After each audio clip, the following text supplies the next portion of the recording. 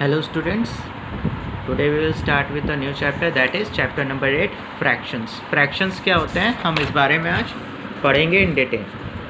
तो what is fraction? Understanding fractions. Fraction अगर हम कहें तो क्या होता है, fraction is a part of a whole, मतलब किसी एक बड़ी चीज़ का छोटा सा टुकड़ा या एक पार्ट को हम फ्रैक्शन कहते हैं. ठीक है, अगर और कोई पार्ट हम किसी चीज़ का क्यों करते हैं, क्योंकि जब हमें उसको डिवाइड करना होता है अलग अलग हिस्सों में या किसी चीज़ों को बांटना होता है कई सारे चीज़ों में, तो हम उन्हें डिवाइड करते हैं अलग अलग पार्ट्स में, उसे हम फ्रैक्शन कहते हैं. तभी से वर्ड आया फ्रैक्शंस. अब ये कैसे होता है, क्या होता है, इसका मतलब हम ये जानेंगे.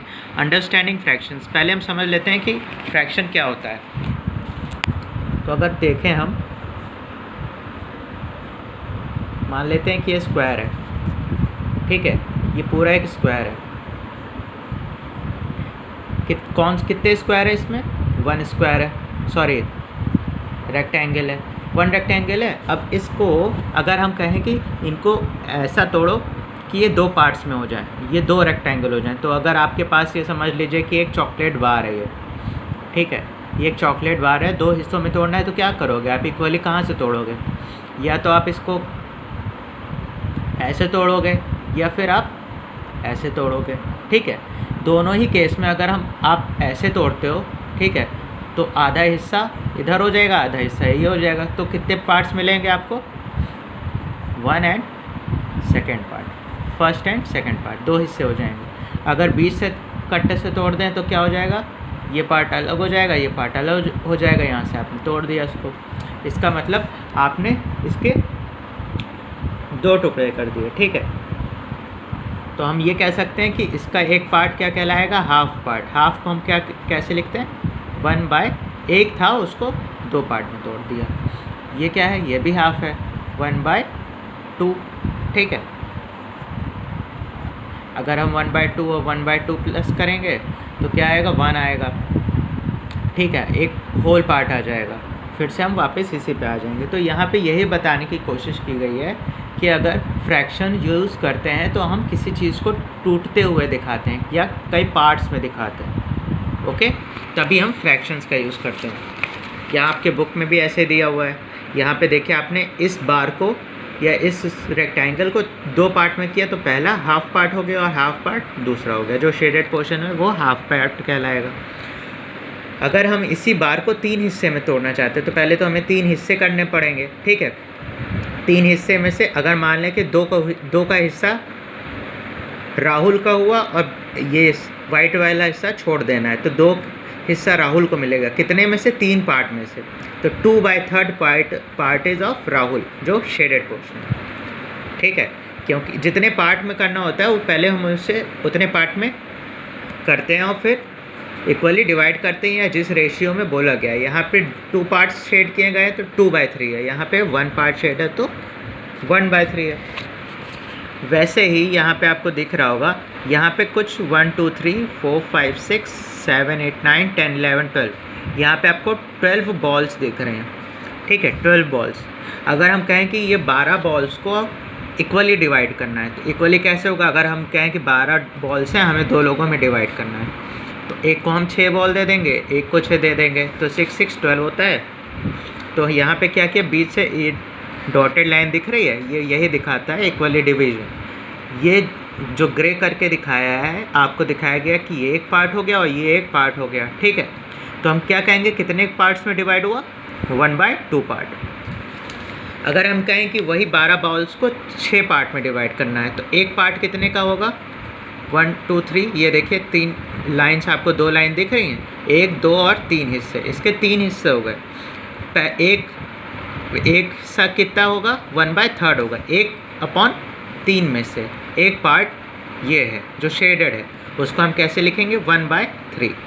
ओके, यहाँ पे हमने 6 में डिवाइड किया था, तो एक हिस्सा क्या हुआ? हाफ हुआ ना, जैसे हमने बार के बारे में बताया था. अगर हम इसी को कहें कि हमको यही 12 बॉल्स 6 लोगों में डिवाइड करना है. ठीक है, तो हमने इसके कितने हिस्से किए? 6 हिस्से किए. 1 2 3 4 5 एंड 6. ठीक है, हमने इसके 6 हिस्से किए तो एक को कितना मिलेगा 12/6, ठीक। तो हर एक को 2 मिलेगा। अब कैसे मिलेगा, यहाँ पे आपको दिख रहा है 2 पार्ट्स, जो एक को कितना मिलेगा 2, तो ये जो पार्ट है ये एक का पार्ट है, ये दूसरे का पार्ट है, तीसरे का पार्ट है, फिर चौथे का, फिर पाँचवें का, फिर छठे का। 6 लोगों में बांटेंगे तो हमें डिवाइड करना पड़ेगा, ठीक है। 6 पीसेस में इसको डिवाइड कर लिया या 6 भाग में से डिवाइड कर लिया, तो फर्स्ट को क्या होगा 1/6 पार्ट हो गया, ठीक है। ऐसे ही अगर आप कहें कि ये सारे 12 बॉल्स 12 लोगों में डिवाइड करना है, तो अगर हम मैथमेटिकली देखें तो बहुत सिंपल है। 12 बॉल्स को 12 लोगों में देना है तो एक एक बॉल सबको पकड़ा दो। तो वहीं यहाँ पे भी आपको दिखेगा, प्रैक्टिकली देखें तो ये 12 बॉल्स थी, उसको 12 पार्ट्स में डिवाइड कर दिया गया, ऊपर 6 नीचे 6, अलग अलग पार्ट्स में आपको लाइन से डिवाइडेड दिख रहा है, ठीक है। तो एक को कितना मिलेगा 1/12, 1/12 टोटल पार्ट, ओके। तो यहाँ से हमें कंक्लूजन एक ये मिला कि अगर हमें निकालना है किसी एक को कितना मिलेगा तो उसका पार्ट अपॉन टोटल कितना है उसको करना चाहिए, ठीक है। कितने हिस्से हो रहे हैं उससे डिवाइड कर देंगे तो हमें पता चल जाएगा कि एक को कितना मिलेगा। आई रिपीट कि अगर हमें पता करना है कि एक के हिस्से में कितना आया तो अगर हम उसको डिवाइड करते हैं कितने पार्ट्स में वो चीज़ डिवाइड की गई है। चाहे यहाँ पे बॉल हो, यहाँ पे 2 पार्ट में ये चीज़ें डिवाइड की गई, 12 बॉल्स हैं लेकिन कितने पार्ट हैं 2 पार्ट्स। तो एक को कितना मिलेगा 1/2, यहाँ पे 12 बॉल्स हैं लेकिन 3 पार्ट्स हैं, तो एक को कितना मिलेगा 1/3। नंबर ऑफ़ पार्ट से डिवाइड करते हैं, 12 से नहीं डिवाइड करेंगे यहाँ, ओके। यहाँ पे क्या है 1/6 क्यों लिखा है, क्योंकि हमने ये 12 बॉल्स को 6 पार्ट्स में डिवाइड किया, तो 1/6 होगा, ना कि 1/12, ओके। यहाँ पे हमने 12 बॉल्स को 12 पार्ट्स में डिवाइड किया, तो कितना होगा 1/12। ऐसे ही हमारे फ्रैक्शंस बढ़ते जाते हैं, इसीलिए हम इसे ऐसे दिखाया गया है 1/2, 2/3, 1/4, कुछ भी फ्रैक्शंस हो etcetera, they all are fractions, ठीक है। और फ्रैक्शंस में एक बहुत बेसिक सी चीज़ होती है, दैट इज़ A/B, ठीक है।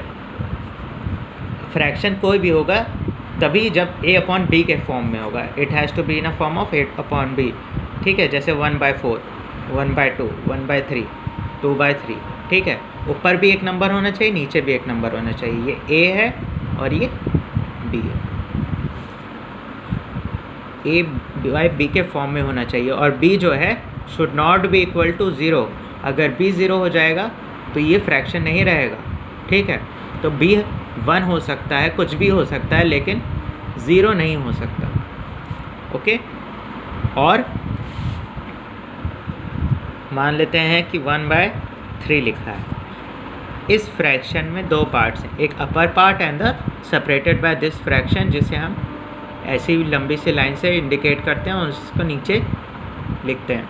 तो ऊपर वाला पार्ट कहलाता है न्यूमरेटर और कैपिटल N से डिनोट करते हैं, और नीचे वाला पार्ट कहलाता है denominator and it is denoted by D, that is capital D। और denominator should never be equals to 0, कभी भी 0 के बराबर नहीं होना चाहिए, तभी एक फ्रैक्शन एग्जिस्ट करता है। It is a very important question. यहाँ पे आप देख सकते हैं न्यूमरेटर एंड डिनोमिनेटर के बारे में। If A/B is a fraction then ABR is presently unknown numerator and denominator. A हो गया numerator and B is the denominator. और यहाँ ये भी लिखा है कि that fraction where A and B are whole numbers, मतलब नंबर्स होने चाहिए, ठीक है। But B should not be equals to 0, B जो है 0 के बराबर कभी नहीं होना चाहिए। अगर 0 के बराबर है तो ये फ्रैक्शन इनवैलिड फ्रैक्शन होगा, फिर फ्रैक्शन नहीं माना जाता। क्योंकि अगर हम किसी को डिवाइड कर रहे हैं, अगर हम यहाँ पे 2 नहीं होगा तो कैसे जानेंगे कितने पार्ट में डिवाइड हुआ। जब डिवाइड ही नहीं हो रहा है तो फ्रैक्शन कैसे होगा, ठीक है। इसीलिए ये 0 नहीं हो सकता। Okay everyone, now next video में या नेक्स्ट क्लास में हम आपके साथ शुरू करेंगे कलेक्शन ऑफ फ्रैक्शंस और उसमें रिप्रेजेंट कैसे करते हैं। Okay everyone, thank you.